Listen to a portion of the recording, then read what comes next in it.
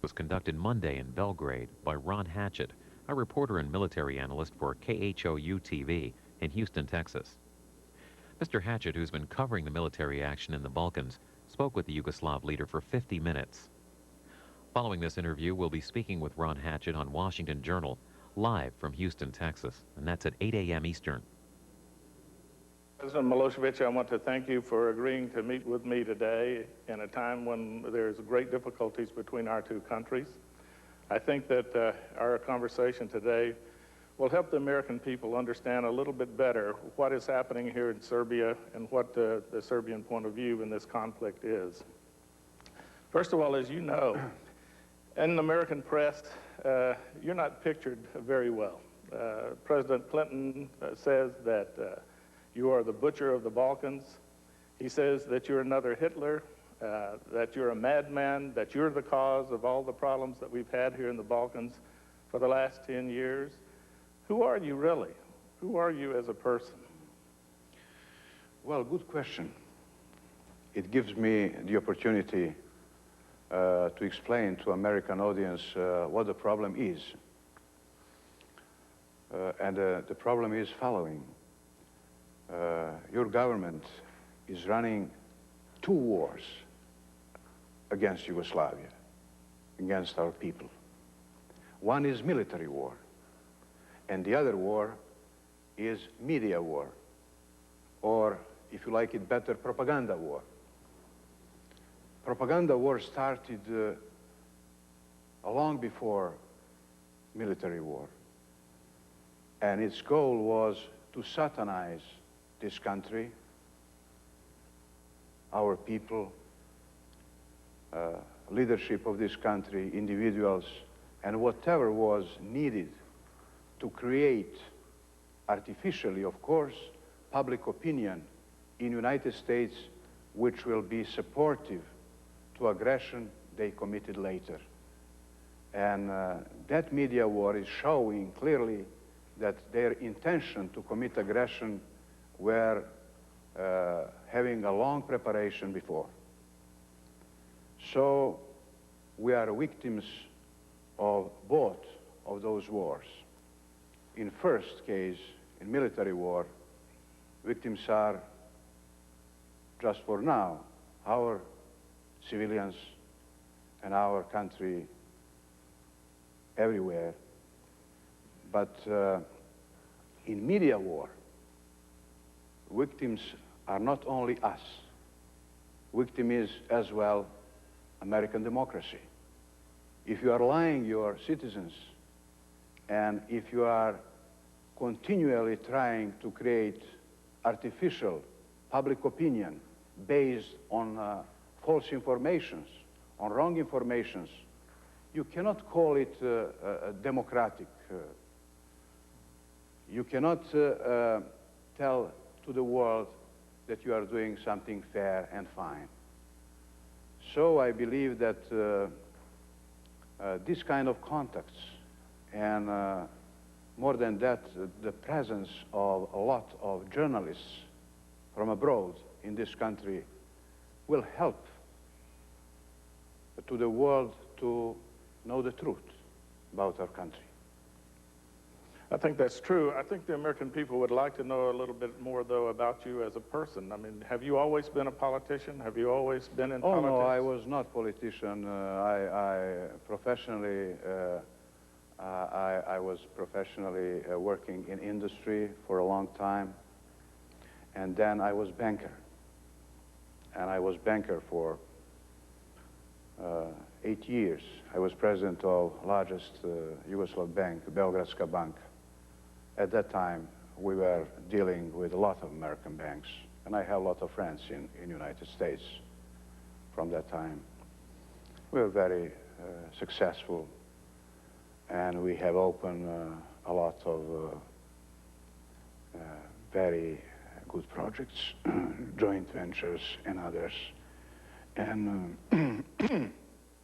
aside of that industrial cooperation, we organized together Anglo-Yugoslav Bank in London with manufacturer Hanover, whose chairman was at that time John McGillicuddy, and Lloyd International, British Bank, whose president was Tony Tuke. We signed that in my office here in Belgrade in '79. And that was a successful bank, working still, even under so bad conditions we had for the last 10 years. And at that time, we have opened the branch in New York, 635 Madison Avenue, just the opposite of General Motors building, working 20 years. But last several years, of course, that was frozen. And that was a pity for development of our relations, no doubt. How do you see the future of the Yugoslav economy in terms of it being integrated into the world trading community and into the free enterprise system of the world? Well, our orientation towards market economy was clear even in former Yugoslavia. And we want to be open and to cooperate to all countries. We were in sanctions, practically pressed not to have access to all our traditional partners and to our new partners which could be created. But we are a very vital economy. In the middle of sanctions, in '93, when new sanctions were imposed, totally blocking our country, we created our own plan and stopped inflation and started growing up. 6%, 7%, 5%, 8%, but in 94, 95, 96, 97, 98, gradually every year was better than previous year. And if we were not under sanctions, we could have even much better results. When I was in Dayton, and when we were talking about future in peace, then Christopher and Holbrook said to me, well, when we finish that, you will get help. And so I said to them, I don't believe in help. I believe in commercial interests of partners.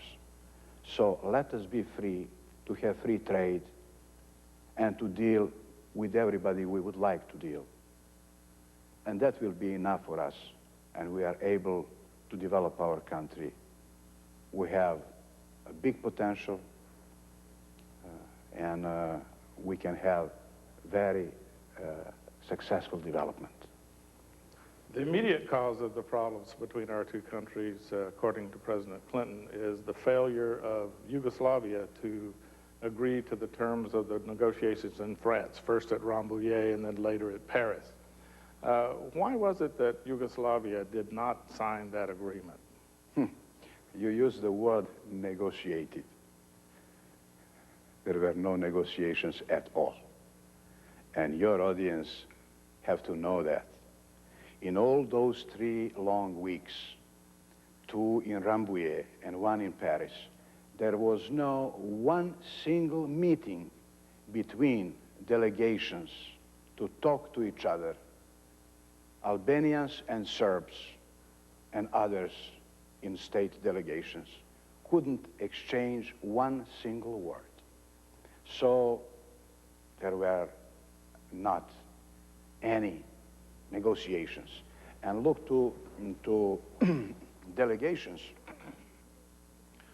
On one side, you had a delegation of Serbia composed of everybody who was living in Kosovo and who lives in Kosovo, representatives of all national communities, Serbs, Albanians. 3 Albanian parties were represented in Serbian delegation. They are citizens of this country, of course, and that's so normal. Serbs, Albanians, Turks, Muslims, Gypsy, Egyptians, Goranci, all 7 of different national communities were represented in the delegation. On the other side, that was delegation of separation movement, not Albanian delegation. Albanians are in a delegation of Serbia as well. Delegation of separation movement, purely Albanian. And that's something which can explain the major differences in our approach. Our approach from the very beginning of talks was that Kosovo problem can be solved on the basis of principle of equality of all citizens living in the region and of equality of all national communities living in the region. So our approach is multi-ethnic, multicultural, multi-religious, insisting upon equality of national communities, regardless to their number. On the other side, there is an approach of your State Department in alliance with those guys from separation movement, which is favorizing Albanians, which is giving to them the right to be the masters of the rest of population. And you must know what the structure of population is. In Kosovo, there are Serbs and Montenegrins, 250,000 of them, who are living there, and their grandfathers and grandfathers of their grandfathers lived there before one single Albanian came from the mountain. That is ancient Serbian territory, with thousands of Serbian monasteries and monuments and so on. But leave it aside. So 250,000 of Serbs, 200,000 of Muslims, 150,000 of Gypsy and Egyptians, about 50,000 of Turks, even Turks who are smallest national community in Kosovo. They have their schools, they have their radio and TV program, they have their editing house, tan, meaning day in Turkish language. What's the problem if there are only 50,000, comparing with, let us say, 800,000 to 900,000 Albanians? In terms of quality, they must have the same rights as national community, and they must participate in the institutions of Kosovo in an equal footing on the basis of that. And that was a crucial difference between those two approaches. Practically what was tried to be imposed in Rambouillet was not autonomy at all. That was independence. And I really don't believe, if you show it to any honest American, that there is one single honest American who will tell you that if they were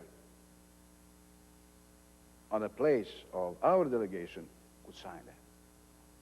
We are talking on autonomy, we are talking on equality, on equal approach to interest of all national community, not on independence of Albanian separation movement, which had by that agreement, so-called agreement, practically the right to organize a new state within Serbia.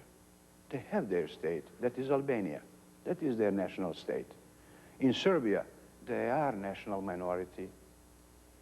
They are living everywhere in Serbia. And I want to add to you something very important. In Serbia, there are 26 different national minorities. There was never any problem with any of national minorities in Serbia, including Albanians, but problems were only with separation movement of Albanians in Kosovo. And we were making a big difference between separation movement in Kosovo and Albanian people, which is honest and good, patriarchal a little bit, what is not disadvantage, and which was the equal people in Yugoslavia. Even that separation movement was not using the arms before you came, before your representative came to tell them, to supply them, and to make the alliance with those killers, rapers, kidnappers, and drug dealers who were collected from the underground around Europe to be organized as so-called Kosovo Liberation Army, which never existed. That was a kind of Hollywood, you know, just to explain that they are having some kind of military forces and so on. They were never able even to attack any police or military unit. They were able only to kill somebody from the ambush. And they were clear terrorists. What else they could do? They were killing people from the ambush. They were putting bombs under cars or in front of markets.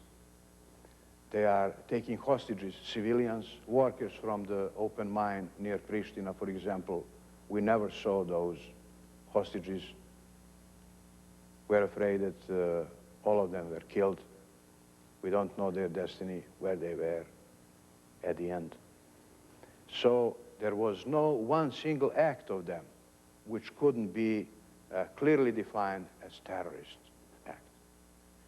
And I was really surprised that NATO downgraded its dignity, making alliance with those killers and drug dealers. And I think that that kind of alliance cannot have the future. The American people, though, every day see on their television all of these heart-wrenching scenes of the Albanian refugees. The United Nations says now that there are over 532,000 that have left Kosovo, and they appear to be in very traumatized type conditions. Is it your policy to expel all Albanians from Kosovo? There was never policy of this country and my policy to expel any citizen of Yugoslavia from any part of this country. I must tell you, when there was a war in Croatia, we protected all Croats in Serbia. We protected, when there was a war in Bosnia, we protected all Muslims in Serbia. We preserved only multi-ethnic state within former Yugoslavia. That is Yugoslavia, Federal Republic of Yugoslavia today, with 26 different national communities. And many visitors, including high-level visitors visiting our country, were always saying that we are good example of positive treatment, of good treatment of national minorities. And we always had in mind that test for any democracy is treatment of minority, not treatment of majority. And that's the practice, that's the policy in Yugoslavia. And to answer your question about Albanian refugees, you are right, there are a lot of refugees, but they are a result of bombing. And they are not only Albanians. Everybody is running away because of bombing. Serbs, Turks, Gypsy, Muslims. Of course, Albanians, their number is biggest. Everybody is running. Deers are running. Birds are running. Everybody is running away because of bombing. Bees are running. Everybody is running away. And who can really ask to understand that a civilian population cannot play the role of heroes, staying on in their places when bombs are getting down? That is not possible. And you know that before 24th of March, when they started their damn bombing, and they started their dirty aggression against this country, there was no one single refugee. When they started bombing, refugees appears, of course, as a result of bombing, and everybody knows it. But connected with that bombing, you know, you are not throwing only bombs from your aircrafts. You are throwing small piece of paper with the messages of NATO, explaining that to our people. Do you know what we did with those small leaves with messages of NATO? They expected we will collect that and hide it from our citizens, not to see that. That was in our language, of course. We presented that on TV from both sides, all those leaves. We presented that on TV without any further explanation, because of the fact that 11 million of citizens of this country, they know very well what's the truth. We are not afraid to broadcast propaganda of NATO thrown through those humiliating leaves, for them humiliating from their aircrafts. But problem is, in United States, you don't have protection. Our protection is the truth, and the fact that people knows what the situation is. In United States, average American cannot know what really is here. He must believe to propaganda. He must believe to those piles of lies which are broadcast every day. Well, you know, that's one of the things about the media. We had a comedian in America in the 1920s, 1930s named Will Rogers that said, "All I know is what I read in the newspapers." Well, to modernize that, all the American people know is what they see on television and the images that they see on television. So how do you explain the fact that many of these refugees from Kosovo are talking about, we were driven out of our homes by the Serbs. The Serbs come and knock on our door, tell us that we have to leave within 10 minutes, and they take all of our possessions, and we have to leave. How do you explain when the American, or actually the NATO briefer, Jamie Shea, shows pictures on television that says, here are satellite pictures of what we believe to be mass graves? How do you explain these things? Well, those who you saw on TV were told to say that. And by UČK, by that people, by those killers, rapers, and kidnappers, who are not terrorizing only Serbs and other non-Albanian population in Kosovo. They are terrorizing Albanians as well. I must tell you, it is a tragic situation with Albanians in Kosovo. They are manipulated and they are terrorized by those killers and kidnappers, those rapers, those narco dealers. I will tell you a simple fact.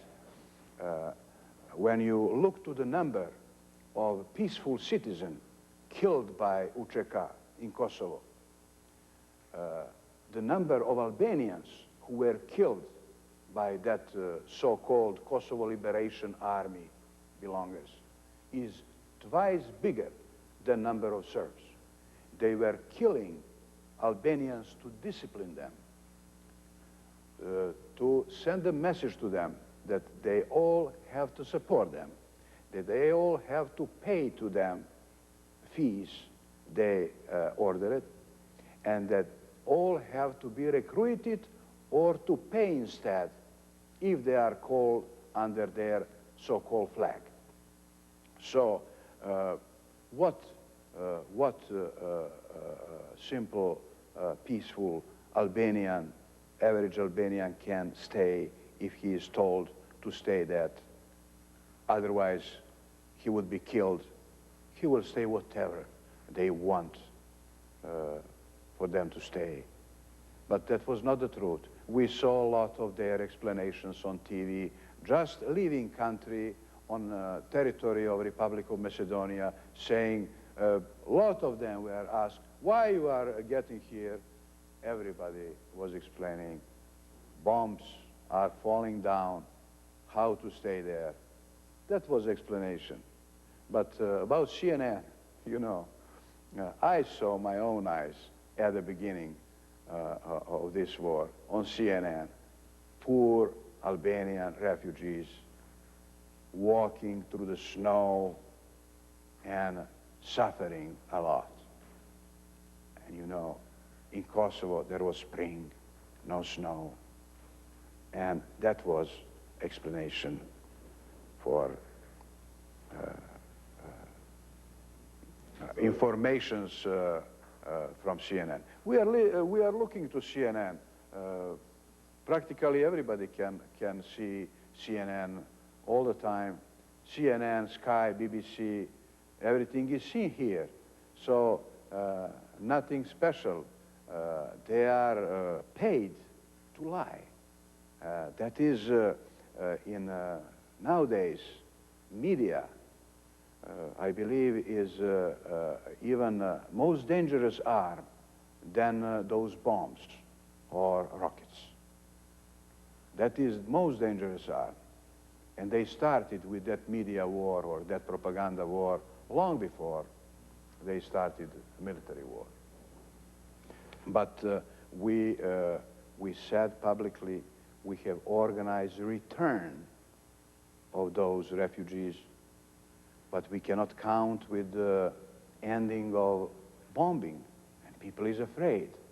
One pretty big number who was getting back was bombed by NATO aircrafts. 75 citizens, all Albanians, were killed, and several dozens were wounded badly. So how to restore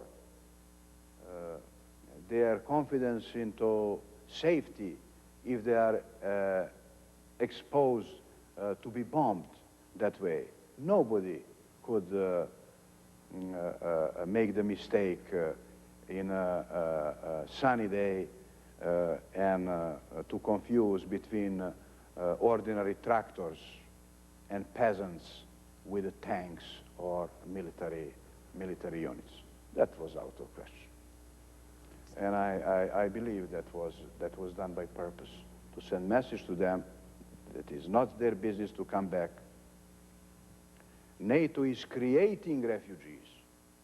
That is their tactic, to create as much refugees as possible, to empty Kosovo if possible, to have a lot of refugees outside, and then to say that is the alibi for NATO to get here to help, to deliver humanitarian help, to help those refugees to get back. They can't get back immediately.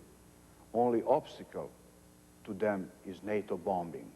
Only obstacle to political process which is going on despite that bombing is bombing.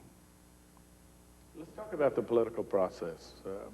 Obviously, there are a lot of people on both sides of this issue, even people in America that are concerned about continuing a maximum position of NATO and trying to solve this thing solely by military means, because they think the cost in terms of economic costs and in terms of the human cost, both to your country and to our country, it may be much higher than either one of our peoples want to pay. And so I think both peoples would like to see some kind of political settlement to this situation. And if we hold to the maximum positions that each side has right now, there may not be any progress. It will delay progress. So what do you see as a possibility for some negotiated political settlement of this problem in the near term? Well, I believe that when aggression stopped, when bombing stopped, then it will be very easy to continue political process. But taking into account experience from Rambouillet in Paris, it is so clear that negotiations have to be direct between those who will live in Kosovo, between representatives of national communities who live in Kosovo, not between government of Yugoslavia or government of Serbia and, let us say, representatives of international community. We said very clearly, we will welcome civilian United Nations mission to witness what happened there, and to witness the process of political settlement as well. And we always were open. Look to the facts. Before this war, we accepted, we received the verification mission of OSCE, biggest verification mission in history of OSCE, 2,000 of them, plus UNHCR personnel, plus International Red Cross, plus 1,000 journalists from all around the world, plus Kosovo diplomatic observation mission composed of all diplomatic mission in the country. And who could tell us we were not open to international community in so small territory like Kosovo with so huge verification mission, OSCE and UNHCR, International Red Cross, all journalists, diplomats, and every road open to everybody. But that was not the goal. The goal was how to create instability and how to start bombing. In Rambouillet, as I said to you, we are not talking to Albanians. We are talking to Americans who would like to take our territory for themselves and for NATO. And Albanians were just excuse for that. They were keeping them in a side room to be their alibi for doing those crimes which your government committed against our country and our people. And victims are not selectively chosen. Everybody is a victim. Predominantly children, women, old people, civilians. Civilians, civilians, and civilians. That's that. Are you willing, and as part of an agreement, to reinstitute autonomy for Kosovo, similar to the autonomy that they had in 1989, up until 1989? Of course, we will not change our position because of one simple fact. We had never any intention to cut any right to Albanians. They are our citizens. We don't have any idea to make damage to them. But it is clear they are living in this country. They cannot make part of territory of this country and turn it into independent state. If that formula, which was tried to be deployed here, get into practice in the world, I don't see any state in the world who could survive. Look to Europe. Look to Spain, look to France, look to Belgium, look to Italy, look to Africa. In Africa, there is no one single country who could survive if you allow that kind of separation movements to take, let us say, a kind of legal support. So, if that becomes practice, no one country will be safe. So we are not confronting that big power only in a position that we are defending ourselves. I think we are defending a right to be free and to be independent and right to live in peace. That is what we are doing. Are you willing also, as part of some kind of negotiated settlement, to accept some kind of international presence that will verify for the world community that the things that were agreed to in terms of the autonomy for the Albanians and the rights of all citizens of Kosovo are being equitably implemented? Of course, we are ready to accept UN civilian mission. Of course, without representatives of the countries who participated aggression against our country. We said that clearly. We are ready for that. We have nothing to hide. And you're willing also to allow the international aid and charity missions to come back and do their jobs? Absolutely. They are even now allowed to come back. But they are afraid. We never send them out. They were afraid from bombing. That is one of the explanations why they didn't stay in Kosovo, let us say, International Red Cross. They stayed everywhere in conflicts. But how to be safe from bombing? They fled Kosovo as civilians as well. They were not sent away. They simply went away to save their lives, who can be protected by bombing. And you're saying that even now, while the bombing is going on, if the international humanitarian Red Cross or other agencies want to come back to Kosovo, even now they would be allowed to come back? Even now, International Red Cross and UNHCR can get back. I cannot tell you for every single humanitarian organization, because of some so-called humanitarian organizations were organized to support terrorism or to support separation movement, being under coverage of that so-called humanitarian task. Our police arrested a couple of Australian care belongers who were organized spying network in Yugoslavia. They admitted that in front of camera. They said they are very sorry. They said that that was big damage to our country. They were spying for NATO to explain where are positions they have to bomb, what was the result of their bombing, and so on. They explain even that they have abused domestic personnel for that. So we believe that International Red Cross and UNHCR can cover all those needs if they want to help to refugees. And that is something which was never under any question. They can come whenever they want. One more thing that the American people are very concerned about, President Milosevic, is the fact that 3 Americans are being held as prisoners of war here. Can you assure the American people that they are in good health, all 3, and that all 3 of them are being cared for in a humane way? Well, in the situation in which we are, I think the question must be, what with those civilians who are the victims of your soldiers and your pilots? And I hope that you will start thinking that way. But to answer your question, we are very old people in Europe, very old, with a long tradition, and we are respecting prisoners of war.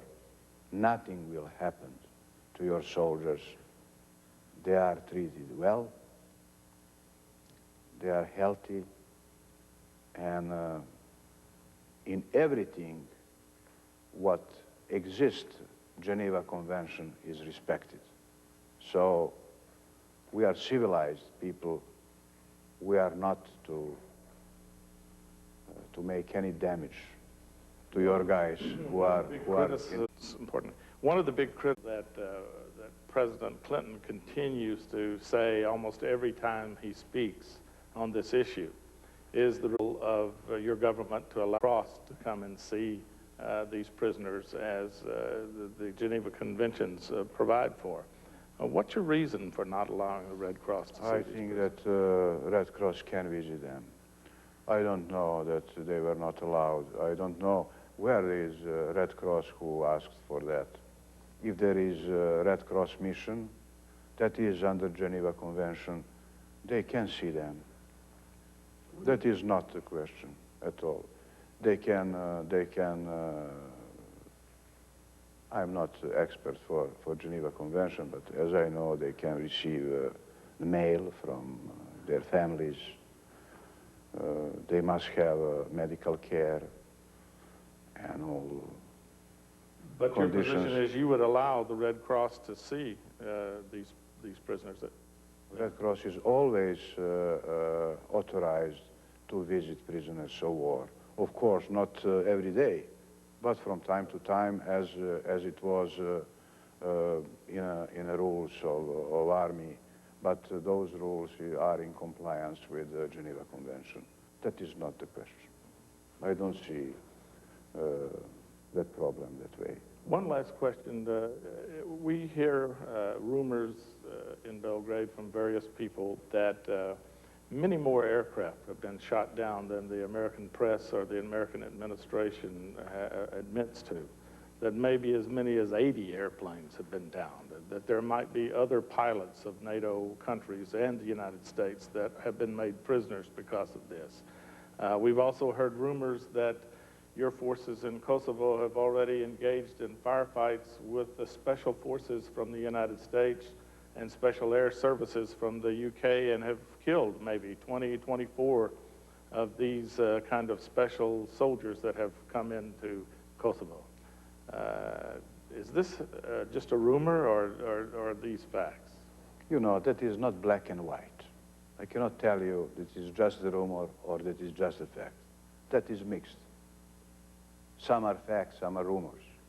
And it is so logical that NATO will not admit that.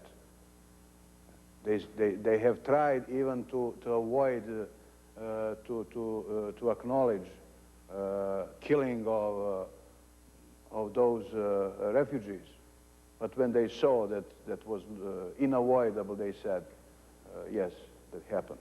So it is so logical. For now, for the time being, we had no foreign troops in our territory, even those specialists you have mentioned. We had several tries of Albanian soldiers, of Albanian army mixed with those bandits from Kosovo in the units composed of, let us say, 1,000 or 1,500 to get through the frontier and to penetrate into territory of Kosovo. And they were stopped by our army. They had a very big losses. They are not the army, I must tell you. And whoever is combining with recruiting those criminals into a kind of military units doesn't know a lot about them. They would escape in on a first shot, always. And they show that. Whenever they have tried to get in through the borders, they were running away, back. So that happened several times. If there were some instructors with them, foreign origin, that was not seen so far. But they are instructing them in Tropoja, in Cooks, in some other places. They are, of course, violating UN Security Council resolution prohibiting delivery of arms. So that is something which is so logical in a situation when practically United Nations are abolished by your country. United Nations Charter prohibits aggression, prohibits even any military intervention without decision of Security Council. In this case, you abolished United Nations. Practically, your bombing destroyed first United Nations, destroyed the truth. And of course, what is the most sad thing for us, killing our civilians and ruining our factories, bridges, housing area, residential area, and all those things. And you know, I will add something. What was the message, printed message in many rallies all around Yugoslavia, and I saw many of that in other countries. For example, in Thessalonica, there were 1 million people in demonstration, 1 million. In Athens, about that figure, and so on. In Hamburg, in Düsseldorf, in Vienna, in many places around. And one printed message was very illustrative.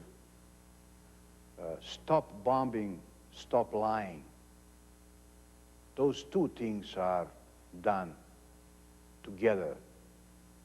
And that is explanation of those two wars you're running against one small, sovereign, independent country 5,000 miles away from your coast. for what? Could you explain to me for what and what is American national interest? And you are trying to tell us that your national interest is stronger in our ancient territory than Serbian national interest in Serbian ancient territory. And you are doing so. For what? Where is the reason for that? When our soldiers are dying, they know why they are dying. They are dying for their homeland, for their fatherland. And for what will die your soldiers? 5,000 miles from home, killing children until they sleep, killing women and girls and peaceful citizens, and ruining what we were building through the decades after Second World War. And to absurd be the bigger we were allies in those wars. And you decided to support that separation that separation movement, which is in its character Nazi movement. I will tell you why, quite clearly. Their publicly declared aim is ethnically pure Kosovo. That is Nazi character. We in Yugoslavia, we know very well, having 26 national communities, that only basis for successful life of this country is respect to the principle of national equality. No other way. And that is the main principle in this country, composed of 26 national communities. And of course, ethnically pure Kosovo, that separation movement explains as a Nazi character. And in a historical sense, they are followers, in a historical term. The Mussolini created Greater Albania in Second World War, fascist creation, which took at that time part of Kosovo, part of Macedonia, and part of Greece. And that was so-called Greater Albania created by Mussolini. So their Nazis and fascist character is very clear. But I want to tell you again, we are making a big difference between that separation movement and Albanian people living in our country. And we want to help people. And of course, to eliminate separation movement, as any country in the world. I think that there is at least now 100 countries in the world which have problems with some kind of separation movement. But only this country is bombed by strongest and most powerful war machinery ever existed in the world. And who will gain a glory with all those powerful and high technology ruining one small independent country, member of UN? And what will the world look like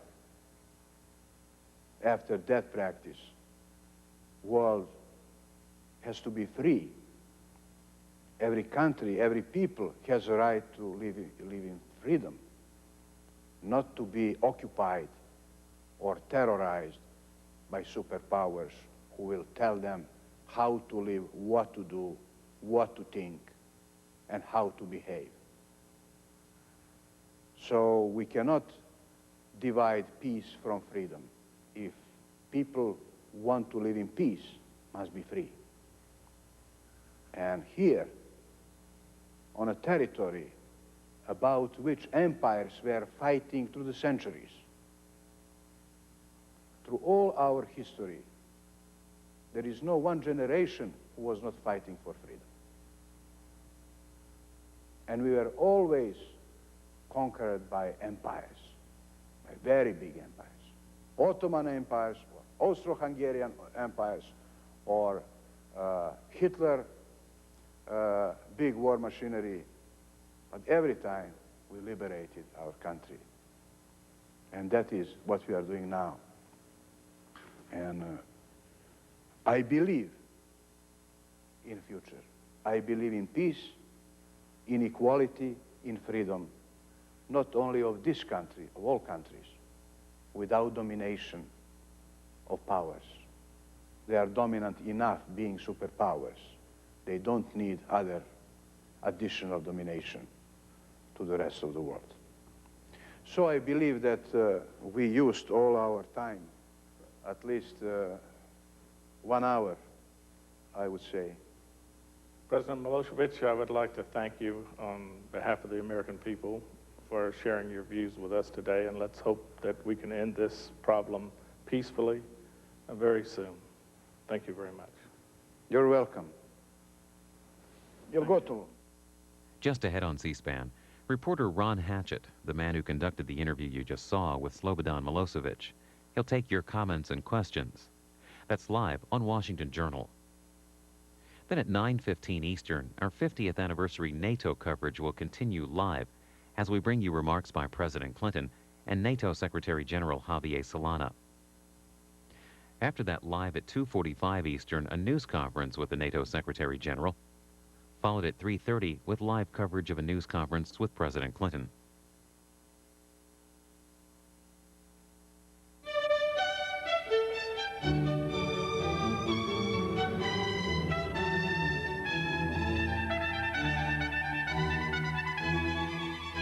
We just saw a live picture of the Mellon Auditorium there in Washington, D.C. We are inside the atrium of the Ronald Reagan International Trade Center in downtown Washington. Both of those sites are the locations for all of the NATO meetings. This is day 2 of NATO's 50th anniversary summit.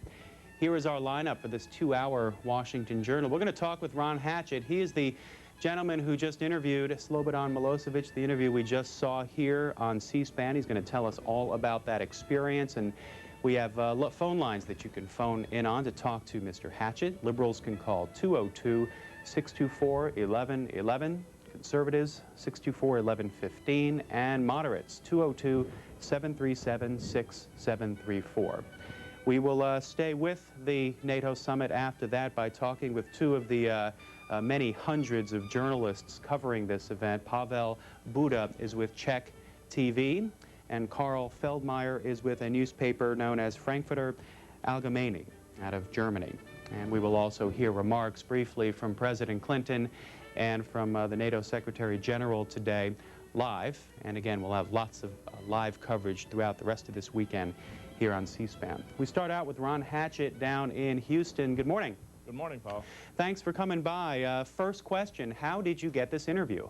Well, I got this interview through the efforts of an American, a retired American businessman named Bob Koprivica. He lives in Butte, Montana, and Bob was born here in America. He's 80 years old, but he has an ethnic background that's a mix of Croatian and Serbian, and he's very concerned about what's been going on in his former country, and he's concerned about the fact that his country today is involved in a conflict with his homeland, and he has a lot of strong contacts in the hierarchy there in Yugoslavia, and he was able, through his organization called Peace Without Violence in the Balkans, to make arrangements for us to get to people in the Milosevic family. We had lunch with his nephew, and then through the nephew and others, we were able to meet with Mr. Milosevic's wife. And after discussing things with his wife, we were able to meet with the president the next day. So we didn't go through the official request channels. Now, we see on your ID there, you're a college professor. You work for KHOU Television as a military analyst, but you are not an official reporter at the station. That's right. I think it would be a disparaging remark on the journalistic profession to call me a reporter. I'm actually a college professor. I'm the director of the Center for International Studies at the University of St. Thomas here in Houston. And before that, I was in the government. I spent 20 years as a military officer and then 3 more years as a civilian working for the Department of Defense and Arms Control negotiations in Vienna, Austria. So did your government and military experience lend itself as well to getting the interview? Well, that's exactly why Mr. Koprivica asked me to go over. He knew that I knew the history of this area. I was trained through the PhD by the government as an expert, or what we call a political military affairs officer in Eastern Europe. I went to school in Yugoslavia 23 years ago. And so these kinds of ties allowed me to interact with these Yugoslav officials and get to the point of the interview. We'll get to calls in just a second for Ron Hatchett. Mr. Hatchett, how did you prepare for the interview? There was no real prepared, Paul. I mean, I had things in mind that I thought the American people would like to know answers to. Why didn't they sign the peace agreement? Do they really intend to drive all the Albanians out of Kosovo? How do they explain the fact of the human misery we see with these Kosovo refugees? What about the American prisoners and so forth? And I simply sat down and asked those questions. You may notice that I didn't even have any notes in my hand, and certainly Mr. Milosevic had no forewarning at all about what I was going to ask him. There were no restrictions on me. It was a very relaxed atmosphere, actually. He came into the room with just himself and one aide, and there was the TV crew, and there were two people from the Peace Without Violence organization, and that was it. Bonnie Lake, Washington Liberal Line, you are on with Ron Hatchett. Go right ahead. Good morning, gentlemen. I just have one question. After Milosevic, I listened to the part of the interview, but I listened to the part where he said that the Red Cross was never denied access to our three prisoners.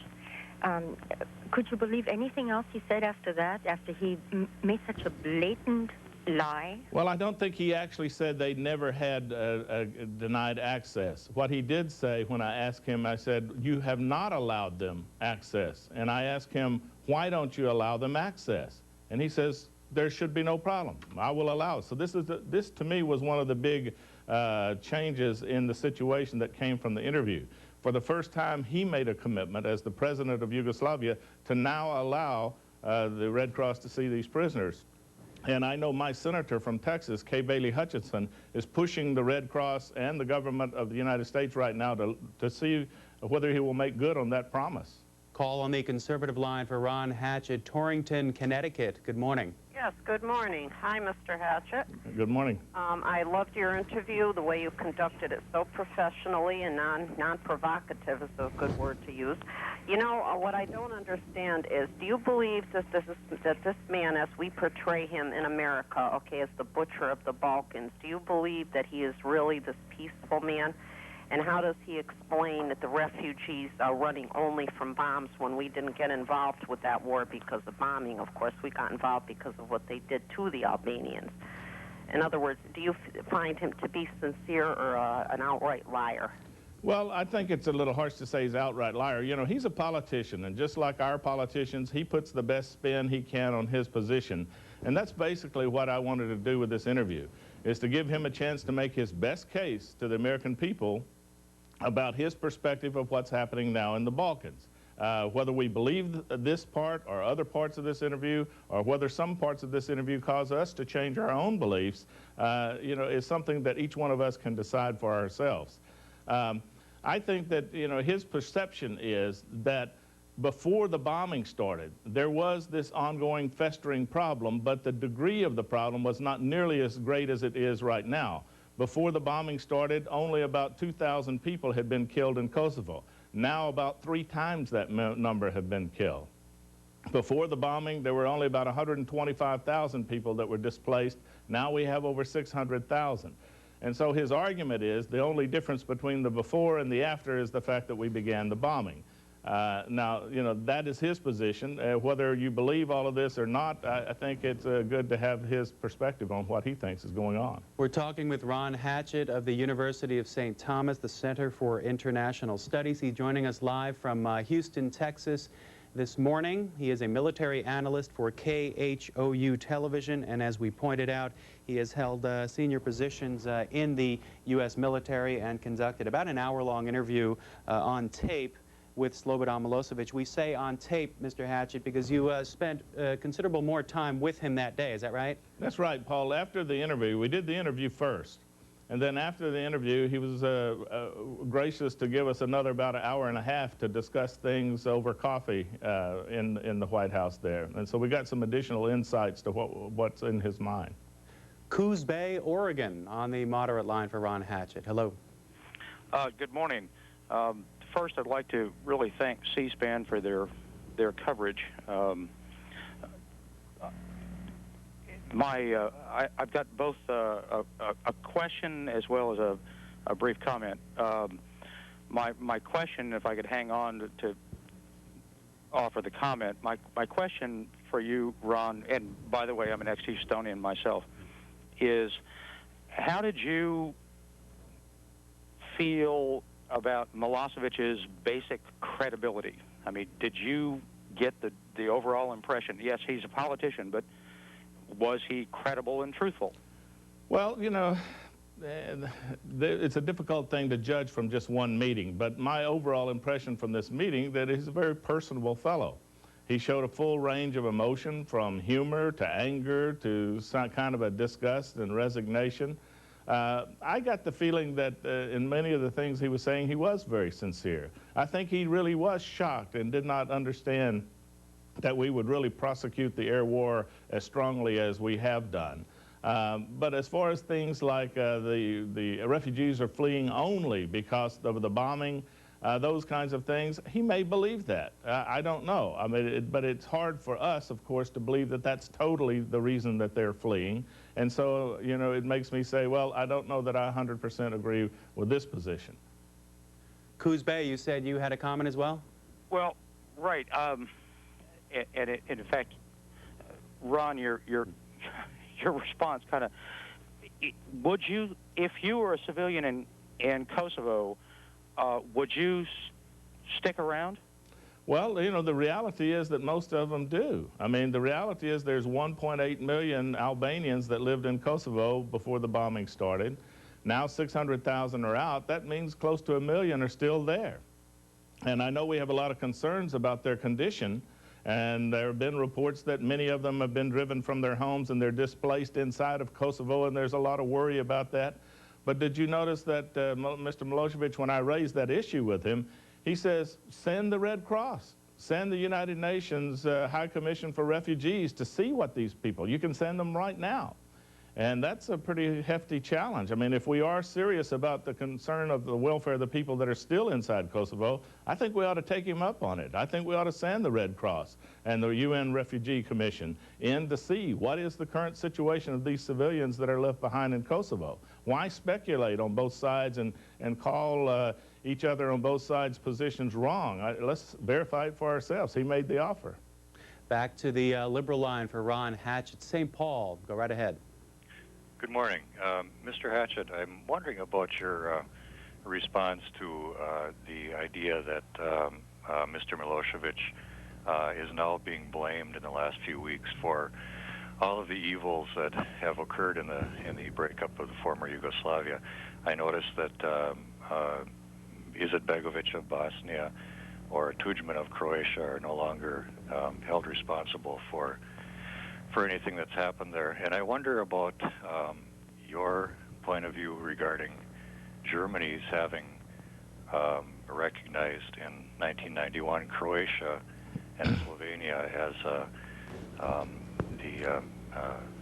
the cause of the war in Yugoslavia. Well, I think that that's certainly a major cause. I mean, as someone who has studied this area and tracked this area for over 25 years, under international law, anytime a country is going to dismember itself, you're supposed to sit down with all the parties and discuss the terms of the dismembership, including things like apportioning of debts and apportioning of resources, drawing the new boundaries of the countries that will result, and so forth.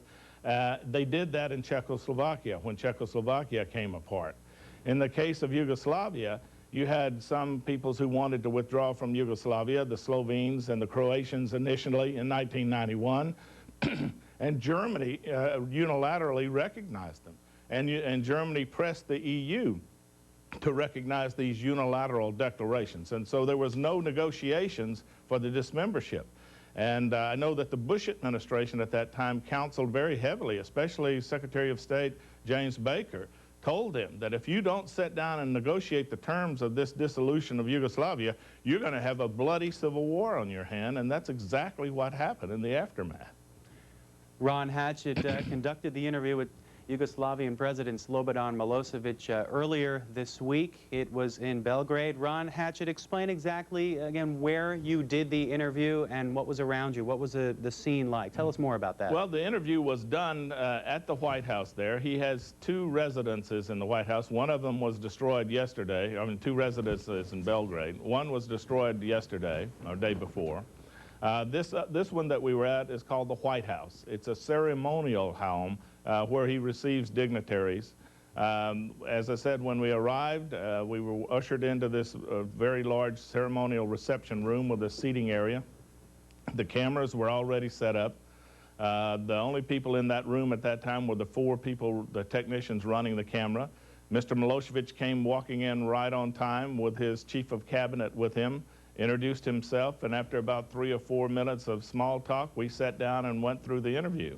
After the interview, we went into a private, more intimate room, and we had coffee, and we discussed this whole range of issues. I gave him what I thought was the American perspective of what had to be in a negotiated outcome, and he seemed to listen very intently to that.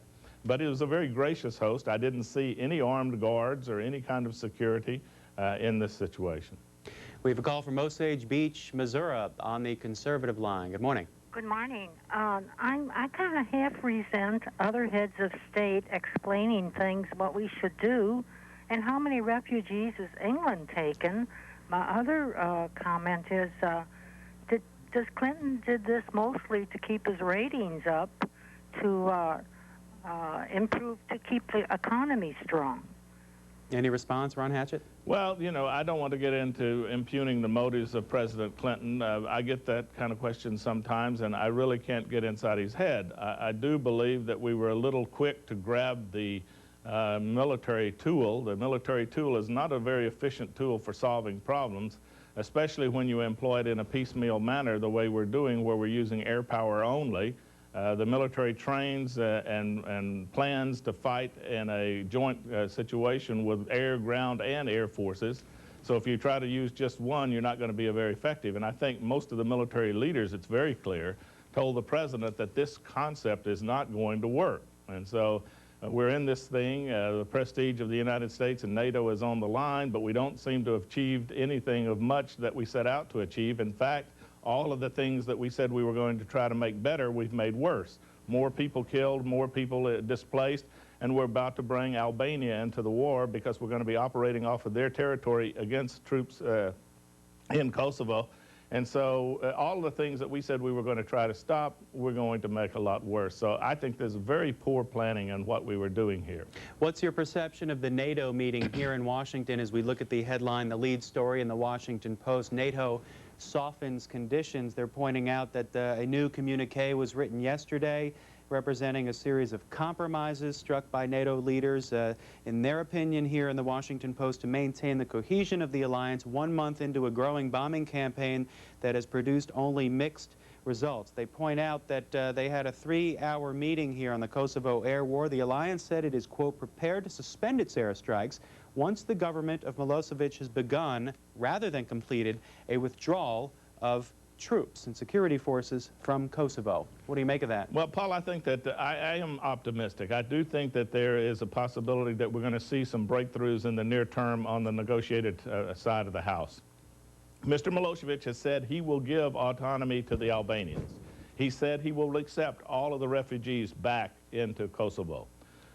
He said he will accept an international presence. In the tape, he says civilian only. But I told him that just is not going to work. The West is going to insist that it be a military presence, and if you really want a negotiated outcome, you're going to have to get off of this position. But also the West is making some concessions. We are making very clear, President Clinton recently has emphasized that we're for autonomy, not independence for the Kosovo Albanians. If you look at the Rambouillet Agreement, you can call it what you want, but that was independence that we were structuring into Rambouillet, which is what we had to give in Rambouillet to get the Albanians to sign. We're backing away from that. And so I see the initial outlines of a compromise emerging here, where they go back to the autonomy that the Kosovo had in 1989, where there is an international military presence. And this is another compromise. We used to say NATO military presence. We now say international military presence. which means probably Russians, Belarusians, a heavy contingent of Greeks, etc., in that military force. And I think the sweetener of this thing is, if Mr. Milosevic, if you implement all of these things that you say you will do in terms of bringing the Albanians back, giving them autonomy, accepting this military force, then there's no longer any reasons for us to maintain economic sanctions on Yugoslavia. We can lift these economic sanctions that were imposed in 1994. We can free Yugoslav assets abroad that have been frozen for Yugoslav private citizens, corporations, and government. More calls for Ron Hatchett, Richmond, Virginia, on the moderate line. Good morning. Good morning. I'd like to know, Mr. Hatchett, if you think, in unison with the Red Cross, is there in reality any peaceful solution at this point? Well, what I just outlined, I think, is the best possible peaceful solution, and I think it's where the two sides are drifting.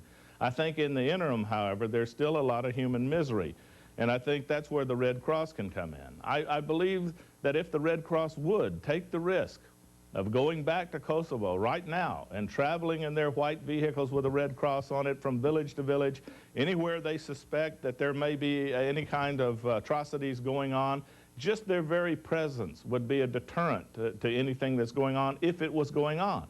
And if it's not going on, then fine, they can report to us that they've been through this area, and our fears about atrocities occurring in some village or that village in Kosovo are unfounded. So I think the Red Cross has a role to play, and I wish they would play it. More calls hanging on for Ron Hatchett. San Francisco, you're on the Liberal line. 2nd Army Airborne, the elite force protecting the Apache helicopters and so forth.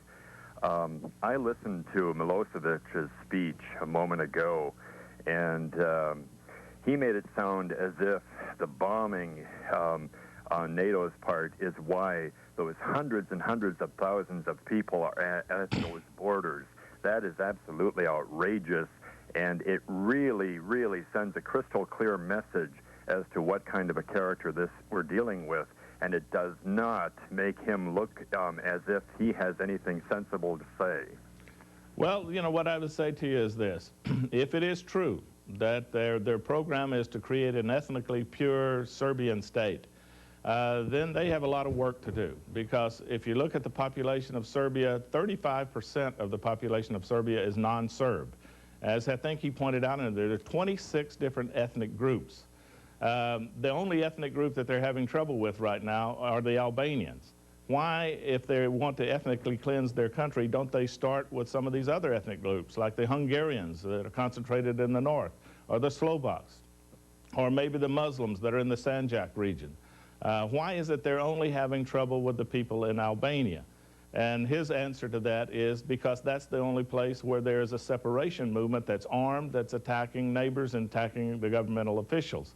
Now, I don't doubt that there are some atrocities that are going on, but to say that this whole problem is the result of nothing more than one man's intentions to ethnically cleanse his whole country, I think is a very simplistic explanation of what's going on in this region. The only other thing I would point out to you is that he had a lot of time before the 24th of March to do what is going on right now had he been the sole motivator for doing this. It's only been since the 24th of March that these vast numbers of refugees that we are seeing have been out on the road. So it's much more complicated to me than just saying that it's ethnic cleansing on determination on his part, and you can't believe a thing he's saying. 20 minutes left with Ron Hatchett, a professor. He's joining us from Houston this morning and conducted an interview with Slobodan Milosevic earlier this week. Mr. Hatchett, here is a fax. Could the other main U.S. network correspondents in Belgrade also have set up an interview with Milosevic? But they did not. Did they ever try? Oh, yes, they certainly tried. In fact, in the week before I got the interview, Dan Rather from CBS was there, and I talked to Dan Rather 2 or 3 times. And in fact, as I said, I'm not a journalist. I think it would have been far better if Dan Rather had conducted this interview. And I was trying to get Dan Rather into this interview. The problem is we're trying to go through the official channels, and we put our request into the bureaucracy, and it churns up the bureaucracy, and there's all of these little stopgap locations where some bureaucrat that doesn't think that the president needs to talk to the Western media can kill this thing. I found it ironic that I had been trying for 2 weeks to get this access to Mr. Milosevic, and when I finally talked to his wife 24 hours before the interview, she says, "Why didn't you come to me earlier?" And I said, "We've been trying to come to you earlier. We just couldn't find the right path." When did you get back to the U.S.? I came back on Tuesday evening. What was the reaction to the interview from folks back home, particularly your journalistic colleagues? Well, they thought it was a great scoop, whatever, but that wasn't my intention. My intention is just to give the American people as much information as they can get about what's going on there so that we can make a more informed decision about where we ought to go from here. We are in a serious crisis here. This isn't a video game. People are dying and people are being displaced from their homes. And the prospects for Americans to be suffering more in terms of not just their treasure that they're spending, but in lives lost if we go to an intensification and a ground campaign is very high. And if we're going to do that, we need to make that decision on the best informed basis we can, and that's what I was trying to do with this interview. Let's get a call from here in Washington, D.C. on the moderate line. Good morning. Good morning, and thank you to C-SPAN. I have a point to make. The French TV was very critical toward this interview, saying that it was conducted in a way that's not usual for a democratic country, and it's no surprise that Milosevic didn't accept and wouldn't accept Dan Rather or any other journalist to conduct it because he would be in trouble answering the right questions. So what do you have to say about that? Well, you know, I debated with myself when I was conducting this interview about how I should approach it. You know, I have some problems, and I have some things about what he said that I didn't necessarily agree with in 100%. But it doesn't matter what Ron Hatchett thinks about these things, or if I gave my best argument or my best rebuttal to some of the things that he said. I'm not in government anymore, and I don't make these life and death decisions. And also, I have the faith that the American people don't need me to debate on their behalf with Slobodan Milosevic. They are smart enough to listen to what the man has to say and decide for themselves what they believe and what they don't believe. And so I decided that my approach was simply to ask the questions, let him answer with no restrictions. He had no knowledge what I was going to ask him, so these answers had to come quickly off the top of his head. And he has to stand by these answers. And I thought there was a good chance for the American people just to make up their own mind whether this guy was speaking something that they could believe or whether he was speaking something that even made them more certain that he was not someone that we could deal with. Was there anything that you didn't get to ask that you would have liked to have asked or learned? No, I had, as I said, 66 minutes. About everything else that I wanted to ask was there. One thing that I had wished he had talked a little bit more about, I wanted to know who he was as a person. You know, what are his values? Tell me about your family and these kinds of things. He kind of shied away from that in the beginning. But I didn't know anything else about the war that I could have asked him that we didn't ask. Let's go to New York City on the conservative line for Professor Ron Hatchett. Hello. Hi. I was just wondering, why do we believe Clinton and not what Milosevic says? I mean, the Serbs are fighting for their homelands, whereas our own troops are fighting for basically their scholarship. And I don't understand why Americans believe this liar, Clinton. I mean, he's destroyed both of the countries, basically. What I basically want to know is, why do you think we basically side with the KLA, a terrorist group? I don't know. This is a very vexing type question. I mean, the reality is, and this is not supposition, it's fact, that through 1997, the KLA was listed on the State Department list of terrorist organizations.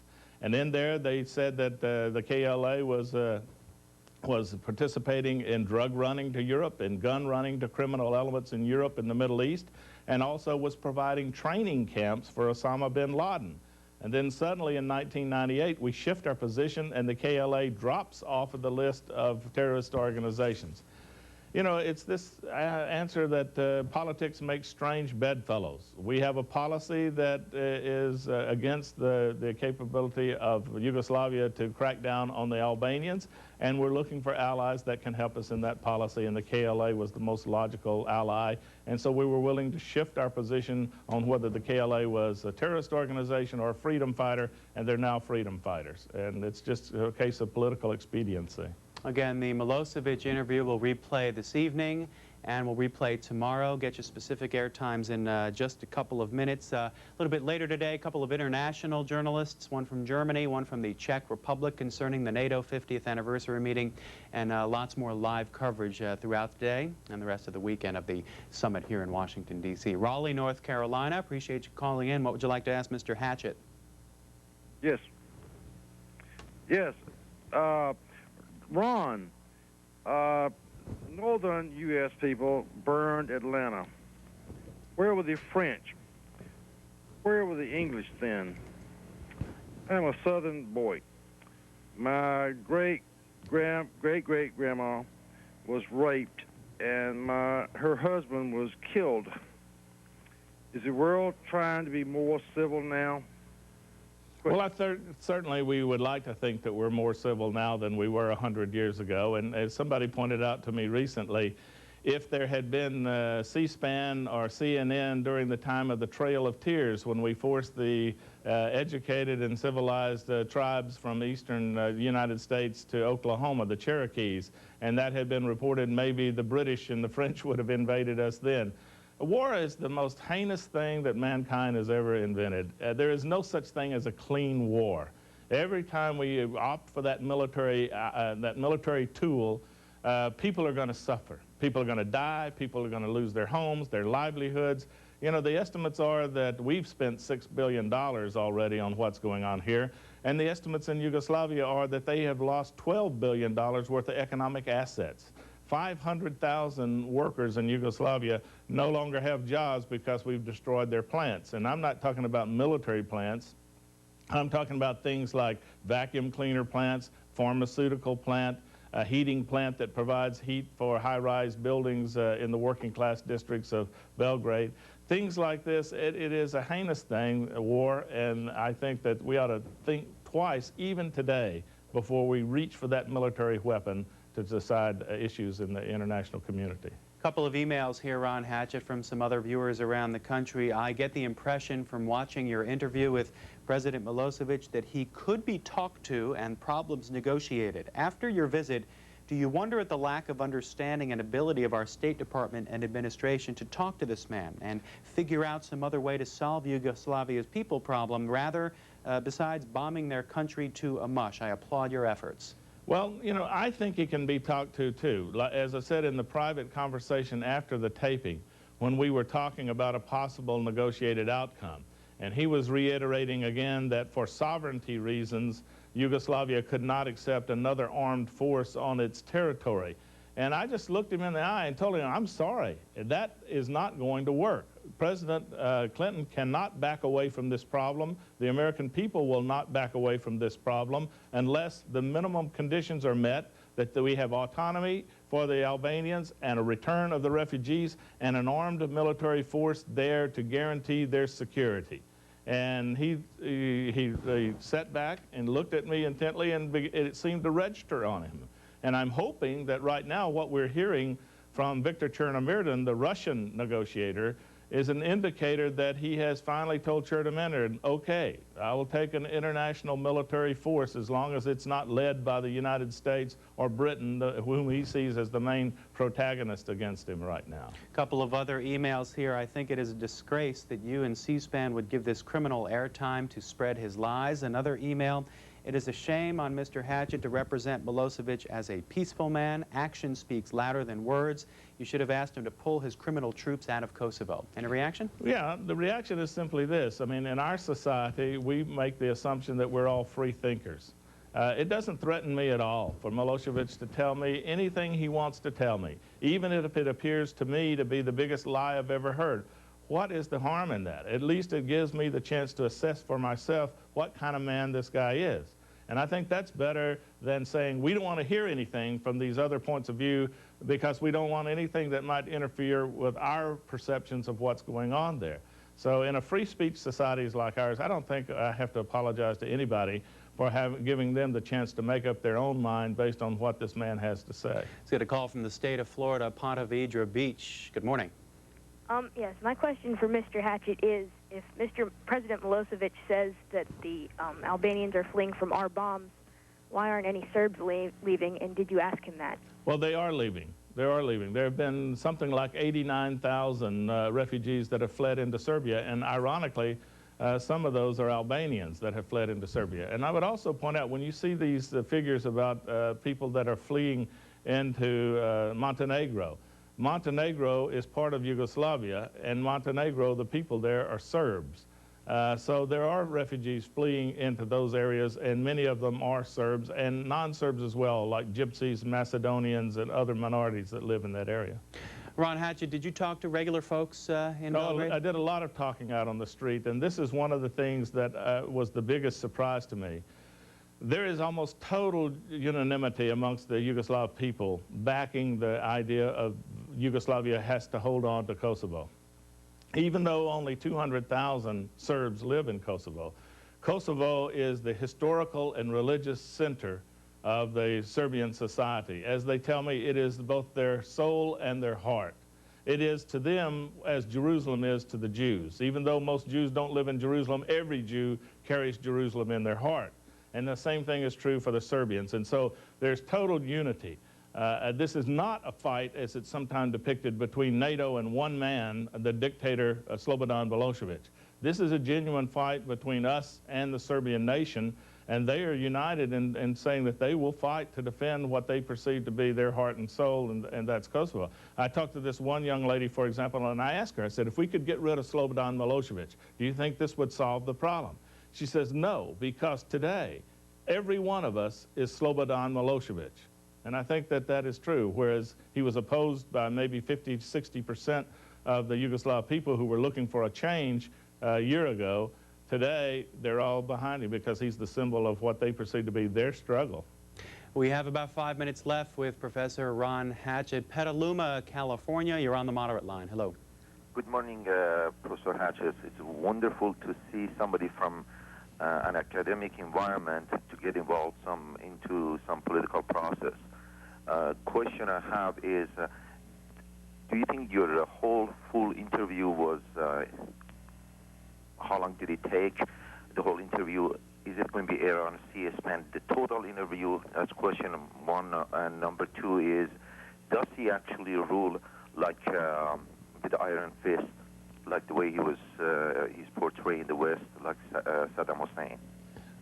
First of all, you saw the whole interview. There's 66 minutes on tape, and I think CNN just ran the total 66 minutes. C-SPAN, yeah. Yeah, C-SPAN, excuse me, I'm sorry. Secondly, Milosevic is not as much in control as we would like to think. He rules in a coalition government with two other parties. One is a very radical party headed by a guy named Vojislav Šešelj. It's called the Serbian Radical Party. Milosevic's party has 123 seats in the parliament. Šešelj has 81 seats. And then there's another party that is a more democratic party headed by a man named Vuk Drašković. He has about 43 seats in the assembly.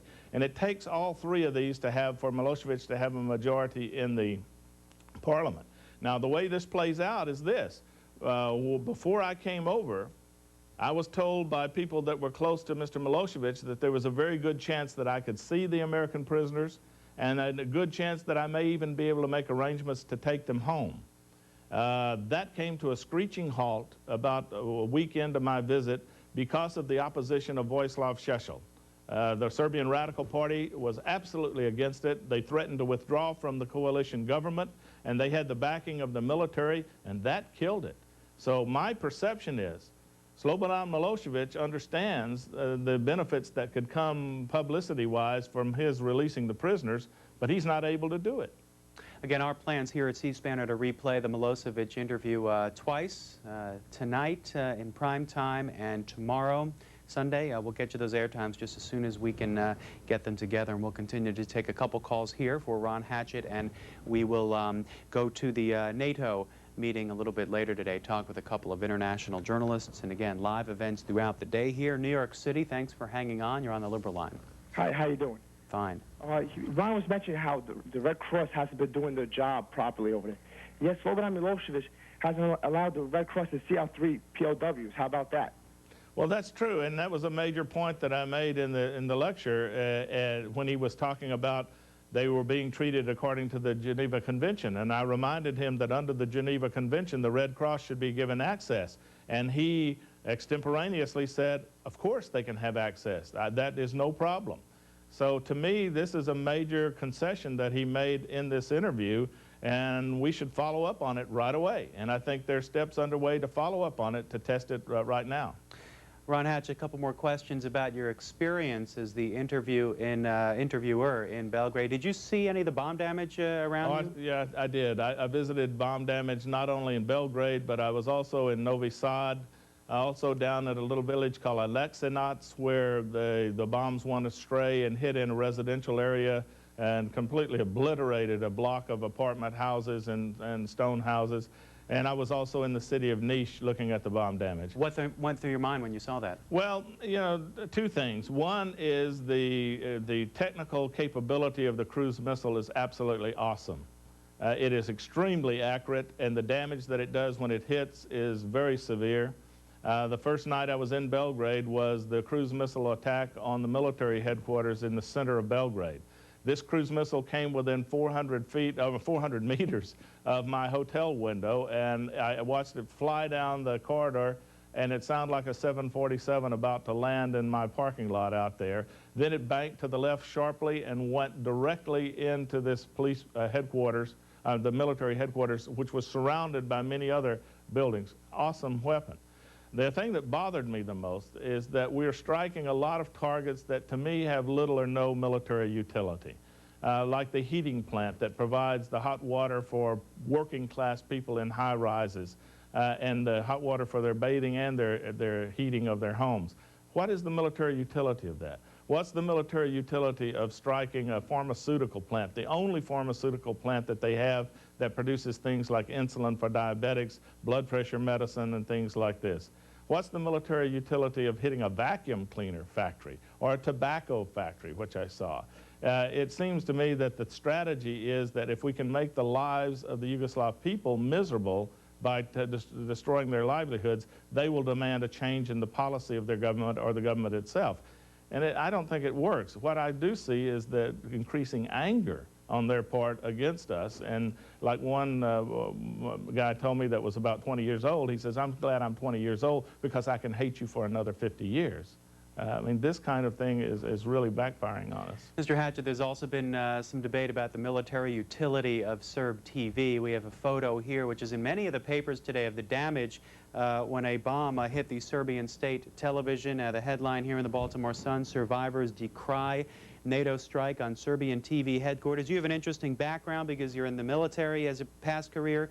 You work for a television station now. Put the two together and give us your thoughts on this. Well, my thoughts is I'm just really abhorred at this, actually, because I was in that TV station several times when we were there, transmitting things to my home station. You know, we say we did this because it was used as propaganda. You know, the reality is that the Serbian people every day can see everything that we see about what's going on in this war. They do not, the Serbian authorities do not block CNN. It's on every cable and satellite set in Serbia. I watched it every day. BBC, Sky Channel, all these Western sources are providing all the information about refugees and the live briefings from NATO on the bombing campaigns, live press conferences for President Clinton, etc. The thing that the Serbian TV does provide, however, is you noticed on American TV, every time we show pictures of what the bombing campaign has done in Yugoslavia, the pictures always have a caption at the bottom, say, pictures from Serbian TV. So, you know, who are we trying to deny information to? The Serbian people or to the people in the West that might be seeing the effects of our bombing of what's going on? To me, that was no legitimate military target whatsoever. Let's get a couple more calls for Ron Hatchett on this Saturday edition of the Washington Journal, Dumont, New Jersey. You're on the conservative line. Yes, sir, Mr. Hatchett. First of all, I have a quick comment and a question. First of all, I'd like to thank you for your interview. It opened up my mind to quite a bit. And on your reference to Dan Rather, I would have been afraid that his questions would have been more of a prepared questionnaire from our administration and not from our the American people, as you said. And I would like to know, what was your reservations prior to this interview and your beliefs, and what has changed in result of this interview after the interview? Well, my reservations are that I had seen the images that you've seen of the human misery, and I had some severe questions about why these people were leaving, and I had some concerns about how many will eventually be coming. I was alleviated somewhat by the comments that he made. President Milosevic made a very clear distinction between Albanians that he said are separatists that want independence and that are supporting the armed rebellion for independence, and Albanians that are content to continue to live as Yugoslav citizens inside of Kosovo. That gave me a ray of hope that maybe indeed he is not going to try to expel all Albanians, and that he's trying to deal with those who are supporting the armed rebellion. Time is going to tell on this. If he continues to expel people and more leave this country because of the expulsion, then it proves that his explanations are not true. If, on the other hand, we see a slowing down of the number of refugees that come out of this area, then what he's saying has a degree of truth to it. And I think we're just going to have to wait to see how this plays out. And I think we're going to have to wait to see whether we have any of these possible negotiated outcomes that I've talked about just previously begin to take shape. Back to a caller from our moderate line, Reading, Pennsylvania. Hi. I was wondering, since I'm a college student and you're also a college professor, I guess you can see how little involvement there is from the college students and university students. No one really seems to have much concern. Well, actually, they do have concern, but from what I see here on colleges, a lot of the students are really against the Serb people. They even just completely categorize the Serb people and say all of them are killing Albanians, and I know for a fact that that is not true, because I just got back from Yugoslavia in January, and I am against NATO airstrikes, and I was wondering, you as yourself, you don't seem completely for what's going on there, and I was wondering what your opinion is completely on this whole situation over there. Thanks. Well, I think that the airstrikes were the wrong decision, even though I'm a former Air Force officer. They were the wrong decision for a couple of reasons. One, they've increased rather than decreased the human misery in that area, including the misery on the Albanians themselves. Two, they're a great overreaction in terms of the damage that they're doing to Yugoslavia in its economic infrastructure and to the lives of the people. In civilians, there have been about 3,000 civilians that have been killed in this air campaign thus far. And three, it hasn't achieved any of the objectives that we're wanting to achieve. And I don't think we did all we could do for a negotiated outcome. Rambouillet was not a serious negotiation. There was no negotiation there except between the United States and the Albanians and a diktat given to the Serbians. So it was not a serious negotiations. I think Mr. Milosevic made a good point, that if there is going to be a solution to this problem, it has to be a solution that's negotiated amongst the people that are going to live there in perpetuity, not people from the outside. And so there needs to be a process of negotiations where Albanians sit down with Serbs and negotiate what is going to be the new situation in Kosovo. Now, the international community can sponsor that, but they shouldn't try to dictate the terms.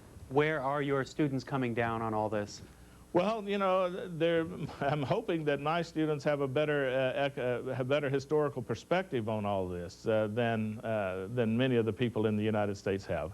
I would say most of my students also have views that would say that the military solution is not the correct solution. I would say, however, that all of my students, including me, believed that the rights of all peoples in Yugoslavia, Serb, non-Serb, Albanian, they all need to have equal rights, and they need to be able to live free from terror and free from interference in their daily lives. That does not mean that each ethnic group has the right to decide when and under what conditions it's going to withdraw from recognized states. If we establish that principle, that all you have to do is be a majority in a particular region of a state, create a military rebellion, and you can detach yourself from that state, not only is the whole of the Balkans going to unravel because of all the minorities that are living in states in that area, but even in Europe, places like the Basque areas, the Britain areas of France, the areas in the UK and Scotland and Wales and other places. I mean, this is a Pandora's box that I don't think we want to go into. Ron Hatchett, we'll let you go now. Thank you very much for sharing your experience with the Milosevic interview and your thoughts in general, joining us from Houston. Thanks a lot. Thank you, Paul. We'll point out that the 60-minute interview with Slobodan Milosevic that Ron Hatchett conducted in Belgrade will run tonight again at 9:15 p.m. Eastern Time here on C-SPAN, and tomorrow morning, Sunday, 10 a.m. Eastern Time again here on C-SPAN. What you're seeing on your screen right now